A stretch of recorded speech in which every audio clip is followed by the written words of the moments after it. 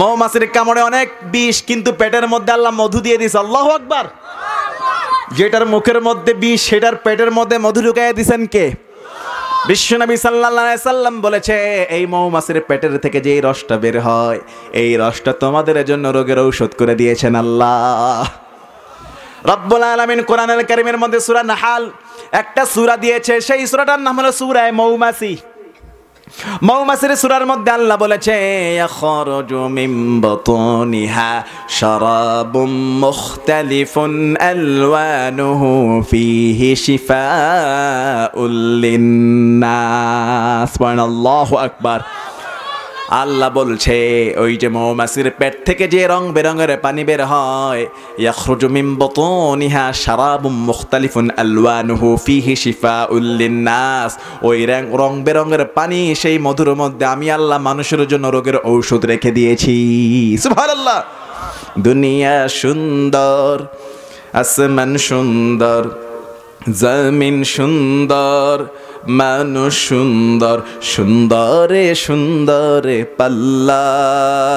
জানি না কত সুন্দর তুমি আল্লাহ, জানি না কত সুন্দর তুমি আল্লাহ।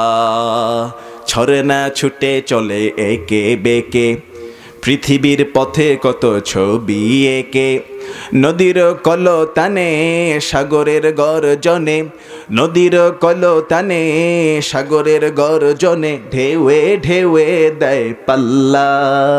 জানি না কত সুন্দর তুমি আল্লাহ, জানি না কত সুন্দর তুমি আল্লাহ। আল্লাহু আকবার। মৌমাছির নামে আল্লাহ সূরা দিয়েছে, তার মুখের মধ্যে বিষ, পেটের মধ্যে মধু। পিপিলিকার নামে আল্লাহ সূরা দিয়েছে, বিশাল বড় প্রাণী হাতির নামে আল্লাহ সূরা দিয়েছে। আবার আল্লাহ গাভীর নামে সূরা দিয়েছে, সূরা বাকারা। কোরআনের মধ্যে রয়েছে, গরুর পেট থেকে রক্ত আর গোবরের মাঝখান থেকে তোমাদের জন্য ওই উপকারী দুধ আমি আল্লাহ বের করে দেই। সুবহানাল্লাহ। একটা গরুর থেকে গোবর আছে, প্রস্রাব আছে, রক্ত আছে, দুধ আছে না নাই? দুধের সঙ্গে গোবরের সঙ্গে কোনোটার সঙ্গে কোনোটার কোনো মিশ্রণ, সবগুলো বের করেন কে? আলাদা আলাদা পাইপ লাইন দিয়ে। গরু সারাদিন যেই সবুজ শ্যামল ঘাস লতা খায়, এটার জীবাণু, এটার নির্যাস, এটার রস থেকে যে ভিটামিনটা হয়, ওই ভিটামিনটা আলাদা কারখানা, আলাদা ফ্যাক্টরির মাধ্যমে আলাদা রক দিয়ে আলাদা পাইপ দিয়ে গরুর ওলান দিয়ে তাজা তাজা সুন্দর ফ্রেশ দুধ দান করে দেন কে? গাভীর উপকার কম নয়। গাভী দ্বারা আমরা মাংস পেয়ে থাকি, গাভীর দুধ খেয়ে থাকি, গাভী দ্বারা মাঠের মধ্যে কাজে লাগে। কথা বলেন ঠিক কি না? বাকারার কোরআনের সবচেয়ে বড় একটা সূরা বাকারা। প্রথম সূরা হলো আলহামদুলিল্লাহি রাব্বিল, আর সবার শেষ সূরা হলো কুল আউযু বিরাব্বিন নাস। আর মাঝখানে আরো সূরা আছে না নাই? তাহলে এই 114টি সূরার মধ্যে সবচেয়ে বড় সূরার নাম হলো সূরা বাকারা। আল্লাহু আকবার। বাকারা শব্দের অর্থ হলো গাভী।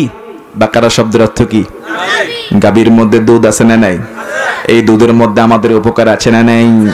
কোরআনের সবচেয়ে বড় সূরার নাম হলো সূরা বাকারা, আর সবচেয়ে ছোট সূরার নাম হলো সূরা কাউসার। ইন্না আ'তাইনাকাল কাউসার ফাসাল্লি লিরাব্বিকা ওয়ানহার ইন্না শানিআকা হুয়াল আবতার। আল্লাহু আকবার। তাহলে কোরআনের সবচেয়ে বড় সূরার নাম হলো সূরা গাবি, বাংলায় গাবি, আরবিতে বাকারা। ছোট সূরার নাম হলো সূরা কাউসার। আবার ছোট্ট একটা প্রাণী আছে, দেখা যায় না, উপর থেকে কামড় দিলে বিষ লাগে। ওই সূরার নামেও, ওই প্রাণীর নামেও আল্লাহ একটা সূরা দিয়েছে। ওই সূরার নাম হলো সূরা পিঁপড়া। পিপিলিকার নামে একটা সূরা আছে, সূরাতুন নামল। আরবিতে বলা হয় নামল। আরবিতে কোরআনে একটা সূরার নাম হলো নামল, পিপিলিকা। পিপিলিকার নামে আল্লাহ একটা সূরা দিয়েছে, যদিও সূরার নামটা হলো ছোট্ট একটা প্রাণীর, সূরাটা কিন্তু বিশাল বড়। আবার বড় একটা প্রাণী আছে দুনিয়াতে, নাম কি বলেন? বড় একটা প্রাণী আছে, ওই প্রাণীর নামে কোরআনে একটা সূরা আছে, সূরা হাতি। সূরা, এখানে এমন কোন ব্যক্তি নাই সূরা হাতি মুখস্থ নাই। এতক্ষণ বুঝতেছে না সূরা হাতি কোনটা, এখন যদি আমি পড়ি সবার মুখস্থ থাকবে। সূরা ফিল, আলাম পড়েন, আলাম তারা কাইফা ফাআলা রাব্বুকা বিআসহাবিল ফিল। হাতির নামে সূরা দিলেন ছোট সূরা, নাম হলো হাতি বিশাল বড়, কিন্তু সূরাটা অল্প, ঠিক কি না? আবার নাম হলো সূরা পিঁপড়া, সূরা অনেক বড়। নাম হলো সূরা বাকারা, গাবি, সূরাটা অনেক বড়। আল্লাহু আকবার। আবার আরেকটা প্রাণীর নামে আল্লাহ সূরা দিয়েছে, কামড় দিলে শুধু বিষ লাগে না, বড় একটা বল হয়ে যায়। এটার নাম কি? ওইটার পেটের মধ্যে এমন রস থাকে, খাইতে খালি মজাই লাগে, মিষ্টি লাগে। বলা, ওই যারা বলা, বলার পেটের রস খেতে মজা লাগে। হ্যাঁ, মৌমাছির নামে আল্লাহ সূরা দিয়েছে। আল্লাহু আকবার। সূরা নাহাল, সূরা নাহাল। আপনারা কি মৌমাছিকে বলা বলেন? হ্যাঁ, ওই গ্রামের পাশে বললা, বলা, ঠিক আছে, তাহলে আমার ভাই ঠিক আছে, আমি বুঝতে পারি নাই আঞ্চলিক ভাষা।